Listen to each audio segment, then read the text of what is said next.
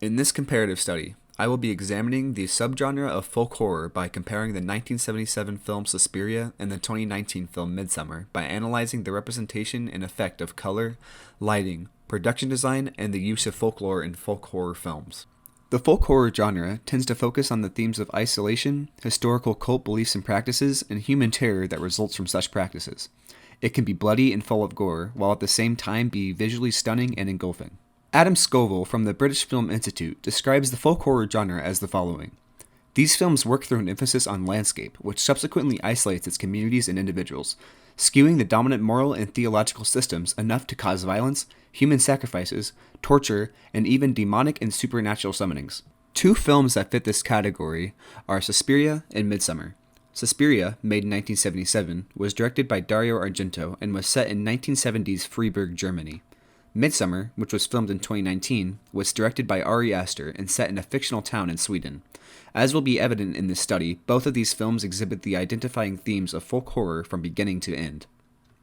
In this comparative study, I will also attempt to illustrate how the socio-historical cultural context, such as folklore, mythology, setting, and even how technological influences are used to set the environment, plot, and production of each film. Suspiria follows a young American woman as she travels to Cold War-era Germany to join a world-class ballet school. However, mysterious and gruesome deaths begin to occur immediately after her arrival. As more and more people die, it is revealed that the school is the home to an evil coven of witches responsible for the murders. Midsommar takes place in a rural Swedish commune as a young American couple travels there to witness the Swedish Midsummer Festival. What begins as a carefree summer retreat turns sinister when it is revealed that the festivities include increasingly violent sacrificial killings. The female protagonist must overcome personal tragedy to survive the pagan cult.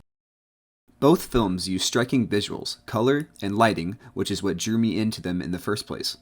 Paula Benson of filmandfurniture.com describes Suspiria by saying, "It's a gory, visual, colorful, and stylistic masterpiece, and really, this could be said for both movies."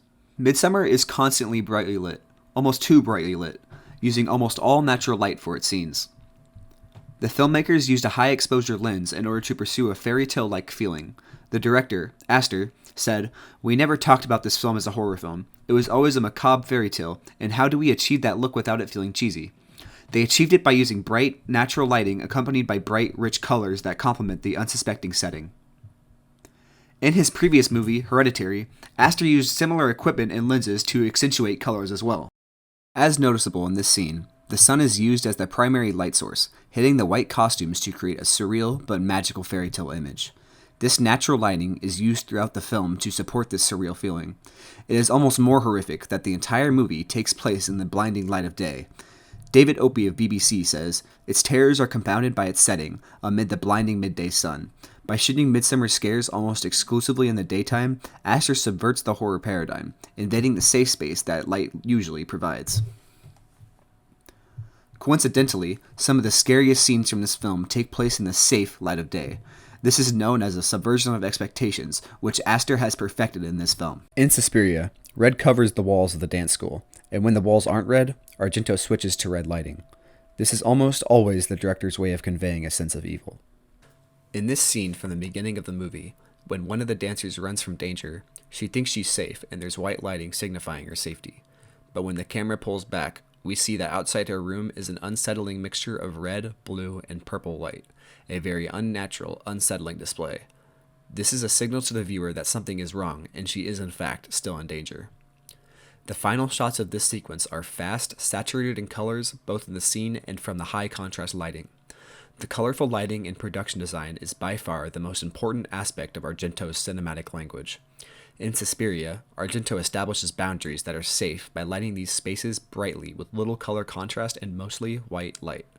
He slowly upends this by injecting off-putting splashes of contrasted colors.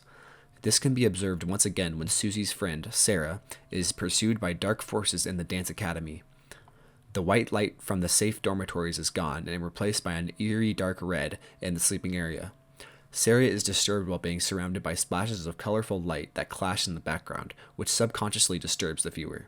Argento is setting the scene for her demise.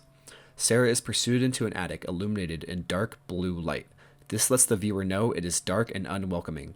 Shadows emerge from the high contrast of the light and colors. Sarah spots her possible escape through a window illuminated with the white light of the safe dorms. She climbs through a window and spots the relative safety of a doorway lit in warm light.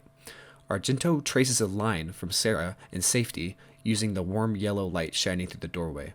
The light of the doorway is just out of reach, and as she jumps for it, she falls to her death in a mangled pile of razor wire. As she struggles, she is engulfed in the cold blue light, again suggesting that she has actually never been safe. The use of color is a critical element in both films and helps to create the eerie, almost fantastical worlds where a sense of reality is all but gone. Dario Argento focused on creating a lavish feast for the senses. This lavishness of color is used repeatedly in Suspiria. Aja Romano of Vox.com says, "There's hardly a frame of Argento's Suspiria that doesn't feature at least a glimmer of red somewhere." Argento wanted to achieve a vivid, psychedelic color palette using intense colors.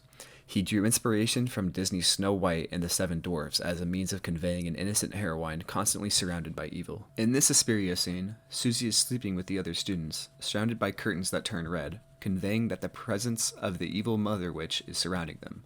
The color and lighting is how the audience can sense this presence of the mother's terror without actually seeing her. Argento used a process called 3-strip Technicolor, which was used in The Wizard of Oz, in order to intensify the colors in each scene.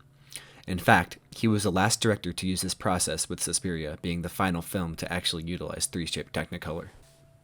Midsommar also uses heavy, saturated color. The director, Arie, wanted to emulate this type of 3-strip Technicolor process to embolden each color portrayed in Midsommar. He shared his concerns with color in an interview, asking, "How do we achieve this process while also doing something that feels modern?" Aster's attempt at creating vibrant Technicolor-like setting was successful and even progressed through the film. Everything was intentionally meant to look richer as the plot went on.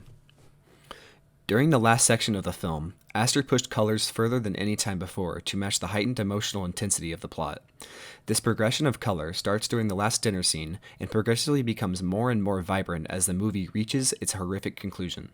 As seen in Christian's burning sacrificial conclusion, the colors are more rich and vibrant than ever before because the emotional intensity is higher than ever before. Both of these films utilize the theme of folklore to give the stories depth and history, which make them feel even more intense. The use of this folklore brings both cultural and historical aspects to the films, making the evil feel even more powerful and unstoppable. Although the films are completely different in cultural aspects, both films utilize the cultural historical context of folkloric ritualism to further enhance the terrific ordeals the main characters are going through. In Suspiria, the theme of centuries-old European witchcraft is symbolically shown as the fairy tale-like aesthetic is disturbed by violent paranormal occurrences. Historically, interest in witchcraft and the occult peaked under the Third Reich as some Nazi officials sought to distance Germans from organized Christianity in favor of a return to traditional German, somewhat pagan practices. These pagan practices were one of the driving forces for creating this movie. While Suspiria utilizes witchcraft as its form of folklore, Midsommar uses traditional pagan rituals and long-practiced ritualistic sacrifice, which was inspired by ancient Swedish myths, customs, and folklore. Lindsay Zalads from The Ringer describes Midsommar as a summer solstice festival with deep pagan roots.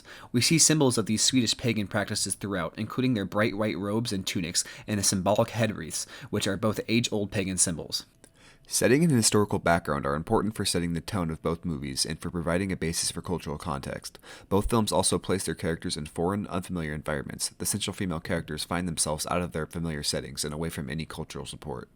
Suspiria is set in Germany, which is an unfamiliar country for the protagonist, but we also see that she's placed in a mysterious old cavernous building, which feels isolated, even though it sits on a busy city street. Many times, Susie is thrown into the unfamiliar, dark rooms, halls that lead to nowhere, curtained walls, and forlorn streets.